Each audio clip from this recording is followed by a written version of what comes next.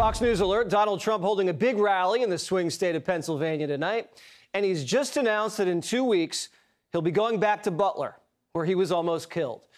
Voters across the country have just started casting their ballots. Early voting officially kicked off Friday in some states, and the lines were crazy. In Virginia, not a swing state, you could hear the Trump chants. Listen. This is one of 3 early voting locations in Fairfax County alone.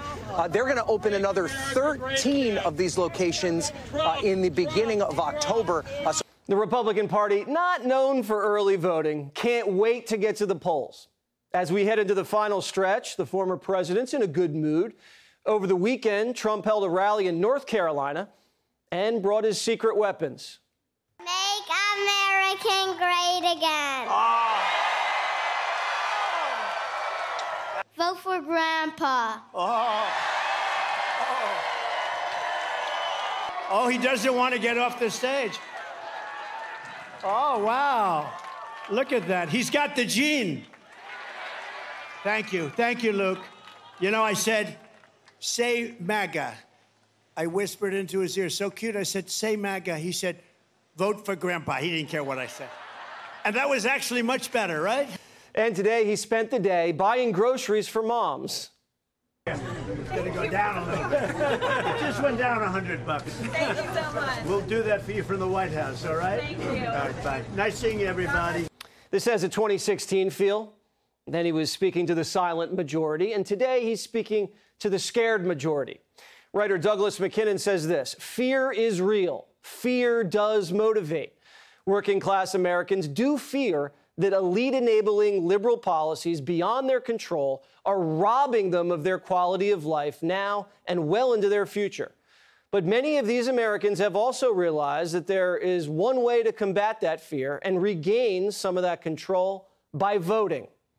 Working class jobs are being gutted because politicians like Biden and Harris let our manufacturing base leave the country for cheap labor in exchange for political donations. The agricultural machine conglomerate, John Deere, an iconic American brand, has laid off hundreds of workers in the Midwest and are moving their factories to Mexico. And Biden and Harris never even tried to convince them to stay. I just noticed behind me John Deere tractors. I know a lot about John Deere. I love the company. But as you know, they've announced a few days ago that they're going to move a lot of their manufacturing business to Mexico. I'm just notifying John Deere right now. If you do that, we're putting a 200% tariff on everything that you want to sell into the United States, so that if I win, John Deere is going to be paying a 200%. This is vintage Trump.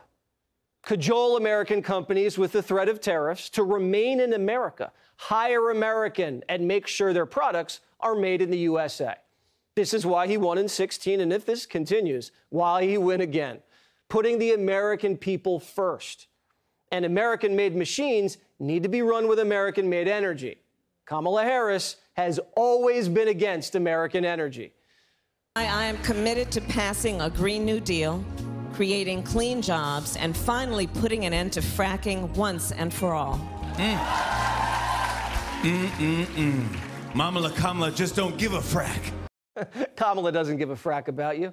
She's lying about her record because she wants to be president.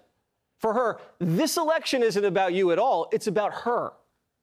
If you don't put Trump in, you're not going to have any energy jobs in here. They're not going to let you frack. They're not going to let you frack. You know that. She's never said frack in her life until just a short while ago when she realized her poll numbers were dying in Pennsylvania. Members of the Teamsters, the police, and the Border Patrol are endorsing Donald Trump. Kamala's got the endorsement of the IRS union. And today, the spooks who signed the Hunter Biden laptop letter endorsed her. Oh, and the teachers union who abandoned our children during COVID, they're backing Harris. Also, the drug cartels have gotten behind Kamala Harris big time. Putin endorsed Kamala, the Chinese lover, and the Iranians hacked the Trump campaign and gave their emails to the Harris campaign. Remember the quote, "Tell me who your friends are, and I will tell you who you are." If you were watching football on Sunday, you saw a Trump ad telling you exactly who Kamala Harris is, in her own words. Kamala supports taxpayer-funded sex changes for prisoners. Surgery. For prisoners. For prisoners, every transgender inmate would have access. Kamala's for they, them. President Trump is for you. Trump's making his campaign about you, while Kamala's been hiding from you. After inheriting her old man's money and stealing his delegates, she hasn't done a single real interview because the people who control her won't let her. If she wanted to show America she has what it takes, she could hold a press conference tonight and say, hey, ask me whatever you want. I'll be here until the sun comes up. What do you got? Kamala's handlers just announced she's skipping the Al Smith dinner, a tradition that goes back 40 years, where presidential candidates take turns roasting each other and just to raise funds for Catholic charities. Hillary never chickened out.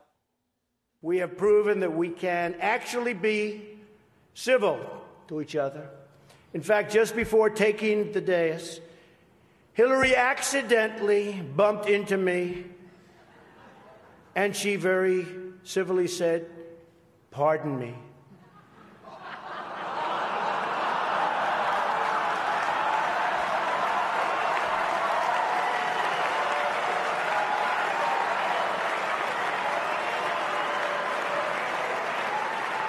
And I very politely replied, "Let me talk to you about that after I get into office."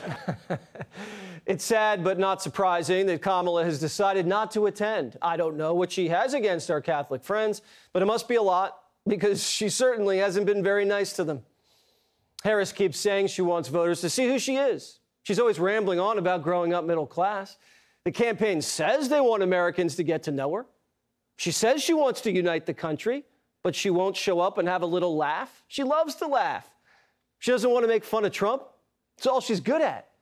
She doesn't want to have a glass of wine and raise money for charity. It's not like anyone's going to ask her questions like, why'd everything get so expensive when you and Joe came into power? Or why'd you let 20 million migrants into the country? There were no wars under Trump, and now there's one in Europe and the Mideast. How'd that happen?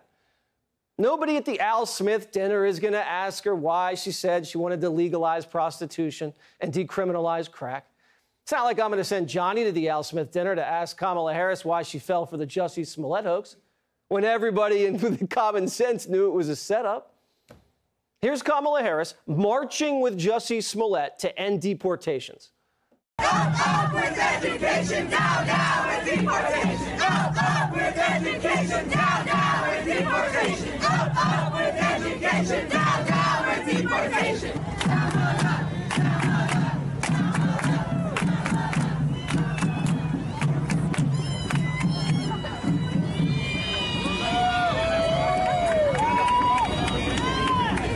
Kamala's flying migrants into the country. She doesn't want to deport any of them. She just wants to give them free sex changes.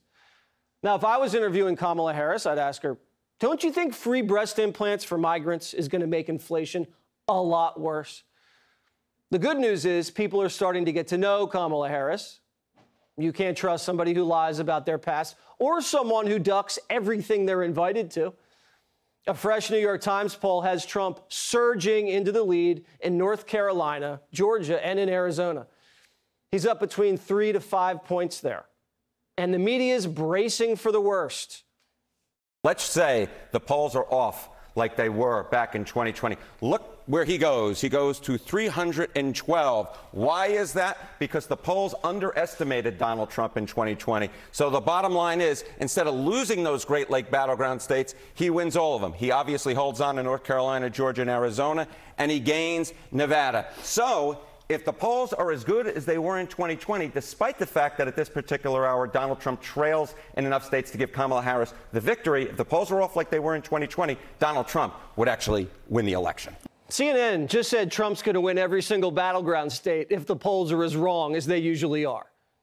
She is the worst polling Democrat against Donald Trump in history on national polls. No one is performing worse than her. No one's performing worse than her among blacks, among Hispanics, the worst performing Democrat in modern history among those demographics, worst performing polling-wise among Jews. She is losing key factions of the Democratic base. Muslim voters, she's at under 50%. She's at 52% in the latest CAIR poll among black Muslims. She is not doing well. Kamala knows she's losing, so she's begging for a second debate. Not on Fox, though. That's too tough.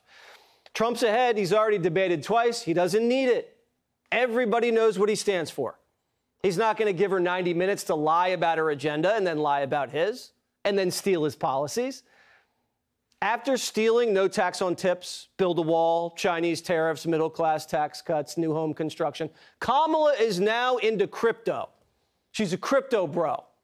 A week after Trump became the first president to make a transaction in crypto, remember he went down to the crypto bar and bought crypto burgers for everybody? Kamala likes crypto now. Kamala is saying, I was wrong about everything, fracking, the border, crypto, and Trump was right.